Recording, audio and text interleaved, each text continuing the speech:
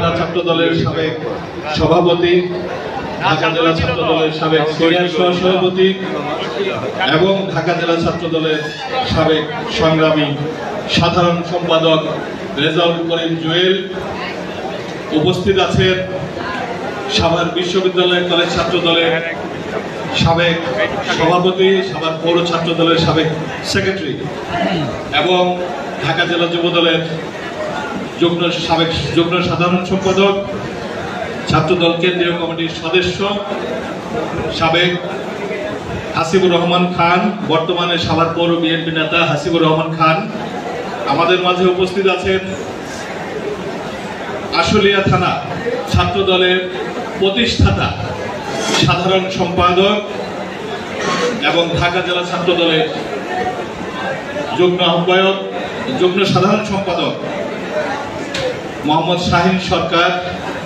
আমাদের মাঝে উপস্থিত আছেন আমাদের কাউন্দিয়া ইউনিয়নে যার বাড়ি, যিনি ঢাকা জেলা যুবদলে ছিলেন, সাভার থানা যুবদলের সিনিয়র সহসভাপতি ছিলেন, এই সদ্য সাবেক কমিটির, এবং তিনি ওই যে আমাদের যে আসন ভাগাভাগির বিষয়টা আছে ওই বিষয়ে সে ওই কাউন্দিয়া ইউনিয়নটা অন্য আসনে করে গেছে, যে কারণে ওইখানেও সে দারুসালাম থানা স্বেচ্ছাসেবক দলের সাধারণ সম্পাদক মিজানুর রহমান মিজান ভাই।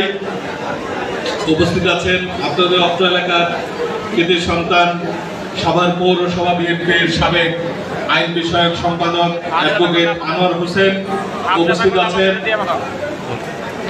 আমাদের সাভার পৌরসভা যুবদলের সাবেক সিনিয়র সহসভাপতি এবং ঢাকা জেলা যুবদলের যুগ্ম সাধারণ সম্পাদক যুবনেতা আব্দুল মান্নান। উপস্থিত আছেন সাভার বিশ্ববিদ্যালয়ের ছাত্র দলের সাবেক যুগ্ম সাধারণ সম্পাদক কোকো রহমান ক্রীড়া পরিষদ কেন্দ্রীয় কমিটির সাংগঠনিক সম্পাদক আল শাহরিয়ার নাদিম। উপস্থিত আছেন ঢাকা জেলা ছাত্র দলের দ্বিতীয় যুগ্ম আহ্বায়ক, যিনি সাংগঠনিক সম্পাদক পদমর্যাদার সাভার বিশ্ববিদ্যালয় কলেজ ছাত্র দলের সাবেক যুগ্ম আহ্বায়ক ছাত্রনেতা রাকিব খন্দকার। উপস্থিত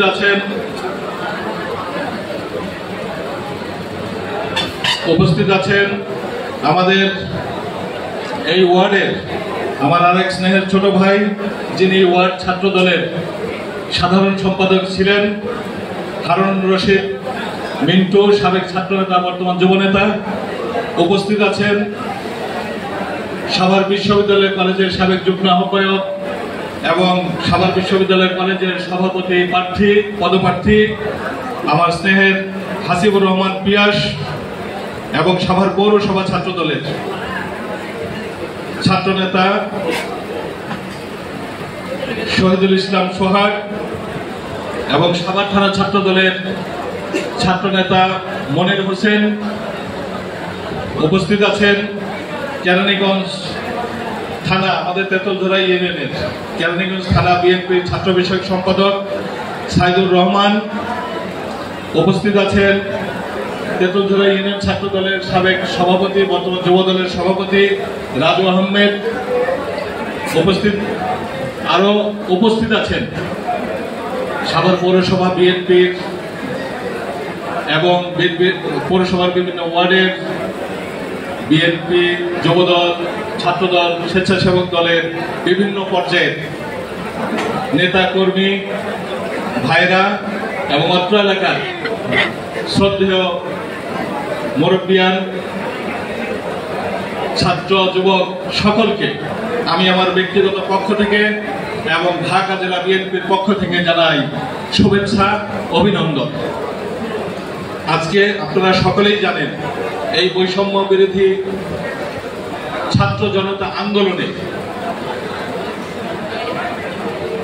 স্বৈরাচারিণী খুনি শেখ হাসিনা নির্বিচারে গুলি চালানোর জন্য তার প্রশাসনকে নির্দেশ দিয়েছেন।